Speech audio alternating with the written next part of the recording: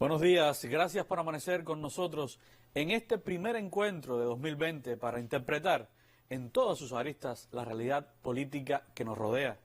Mientras usted y yo andábamos de festejo de fin de año, algunos anticubanos de carrera ni siquiera se tomaron los días feriados en su campaña contra Cuba.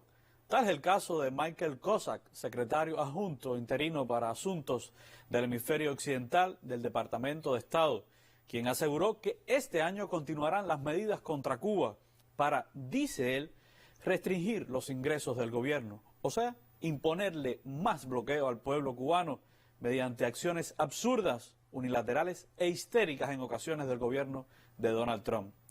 ¿Qué dijo Kozak? Pues que Estados Unidos mantendrá su política de máxima presión a Cuba por su apoyo a Nicolás Maduro en Venezuela y las violaciones a los derechos humanos aquí.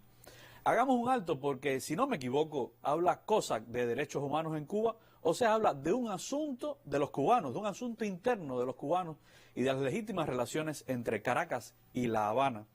Todo esto da que pensar porque hace apenas unas semanas decía ese mismo funcionario en un editorial que Estados Unidos tal vez no siempre coincida con las políticas o la retórica de sus vecinos, pero que los Estados Unidos sí los respetamos su derecho a la autodeterminación democrática, decía él. ¿Y tan rápido cambió de opinión? Claro que no. Es el cinismo de la burocracia de Trump, que sigue diciendo que América Latina y el Caribe es su patio trasero. Y si no es una intromisión esto, ¿qué es entonces? Porque fue Trump quien autorizó por primera vez las demandas bajo el título tercero de la ley Helms-Burton, prohibió los viajes de los cruceros a puertos cubanos, canceló los vuelos directos, excepto a La Habana, limitó las remesas, además de aprobar 2 centenares de acciones desde que llegó a la Casa Blanca para lograr un cambio de régimen en Cuba. Pero dentro del discurso agresivo de Kozak aparecen señales de que saben a lo que se enfrentan. Dice Kozak, estamos buscando formas de restringir la libertad de acción del gobierno de Cuba hasta que cambie sus formas, lo cual es algo difícil de prever dada su historia pasada. Por fin, un rayo de luz de realismo y objetividad del subsecretario para los asuntos del hemisferio occidental, porque dice él, difícil de prever dada su historia pasada. A lo que yo añadiría, historia pasada de independencia de Estados Unidos y autodeterminación de un pueblo. Ya el propio presidente Obama lo reconoció, el bloqueo es una política fracasada anclada en la época de la Guerra Fría.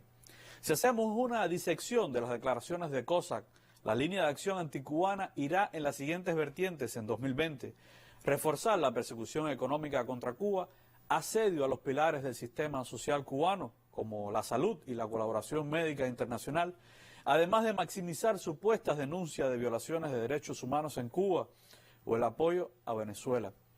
No es en vano que en agosto pasado la USAID, o sea, la USAID como le llaman ellos, lanzó una convocatoria que otorgaría entre 500.000, escúchese la cifra, entre 500.000 y 3 millones de dólares a proyectos de investigación, recopilación y análisis de información sobre supuestas violaciones de derechos humanos en Cuba, de Cuba en otros países, además, en especial de aquellos donde nuestros médicos, dicen ellos, están sometidos a trabajo forzoso.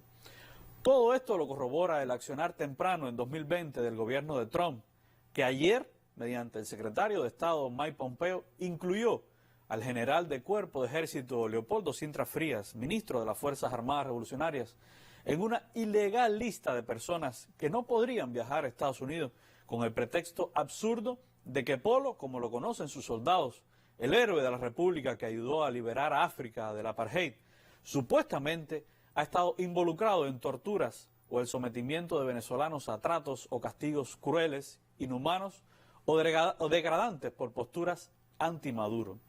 Pero ¿qué podemos esperar nosotros de la nación que confunde públicamente 20.000 médicos cubanos con igual número de tropas en Venezuela? Así andan las cosas en este inicio de año y podrían ponerse aún más difíciles sin importar lo que pase con el juicio político contra Trump, porque en la medida que se acerquen las elecciones presidenciales de noviembre, lo más probable es que vaya en aumento la hostilidad contra Cuba. Manténgase informado porque, como siempre le digo, la verdad necesita de nosotros. Oportuna.